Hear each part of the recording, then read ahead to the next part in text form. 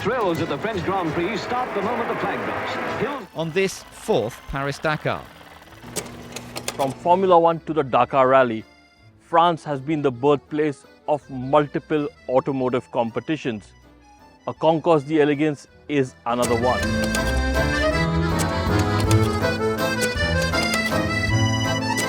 Owners spend time, effort and money to make sure that their cars are mechanically and cosmetically pristine or mint. They sometimes spend years finding the right person to do the job for them, finding the right products, finding the right parts and going back to the complete history and detail of the car.